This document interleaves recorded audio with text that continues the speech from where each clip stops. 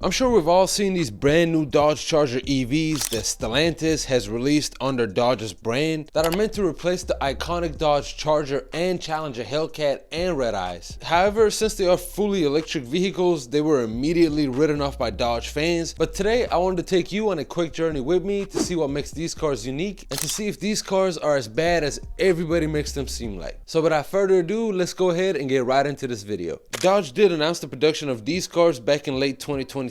right after they were done with their last call additions on the Challenger and Chargers for the previous models, with these new Dodge Charger EVs now coming available in both a coupe and a four-door sedan, therefore completely stopping production on the Dodge Challengers altogether. With this new Charger coming available in 3 separate trims called the RT, the Scat Pack, and a SRT Banshee trim, and even a non-electric trim called the 6-Pack that we will discuss later on in this video, with the slowest out of the electric bunch being the RT trim itself, producing 496 horsepower and 404 pound-feet of torque, which is right around 125 more than the previous generation Dodge Charger and Challenger RTs were, allowing this electric boat to do the 0 to 60 mile per hour in 4.7 seconds and a quarter mile right around 12.5 seconds, which is partly possible due to that all-wheel drive capability that these new Charger EVs will come in. Now our next EV trim itself will be the Dodge Charger Scat Pack, this time producing an impressive 670 horsepower and 627 pound-feet of torque, allowing this trim to do the 0 to 60 in 3.3 seconds and the quarter mile at 11.5 seconds, making it a tad bit faster than the Hellcats. But then again, this is an EV car that's all-wheel drive, so being a tad bit faster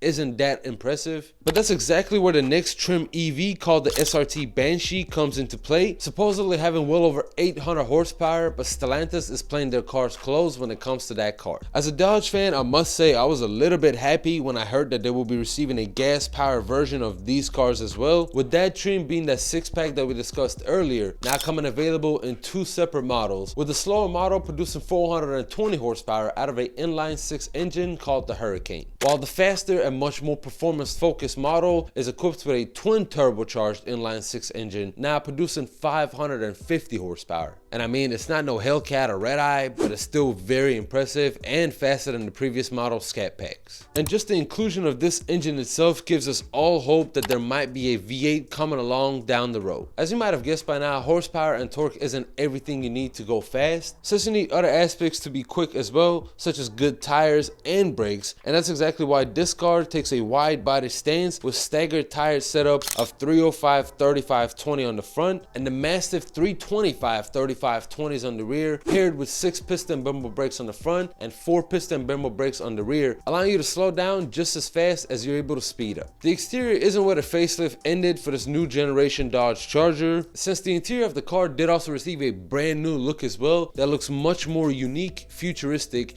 and chic in my opinion. And plus this gigantic 12.3-inch freestanding touchscreen Uconnect system, giving you features such as performance pages, allowing you to choose between different modes ranging from a snow mode all the way to a track mode, letting you experience maximum performance on any condition. Now of course this isn't where this Uconnect's capability ends, however, with these cars all being equipped with what's called a driver experience recorder, which essentially lets you capture your track circuit on camera so you can make improvements on it. But I definitely see this feature being used for other things than that, since I don't see anybody taking these cars to the track. As far as safety features go, this car comes with plenty, just like any other EVs on the market, with features such as side distance warning, front, side, and rear cameras, alongside a 360-degree surround view camera system, making sure you don't hit anything in tight spaces as well, since as you might have guessed, these aren't necessarily the smallest coupes in the world. Blind spot monitoring and forward collision warning are also standard on these cars, but perhaps my favorite safety feature on this car is the take a brake warning, which essentially pops out when the car feels like you're being drowsy or not paying attention to the road, essentially letting you know it's time for you to either pay attention or to take a break from driving.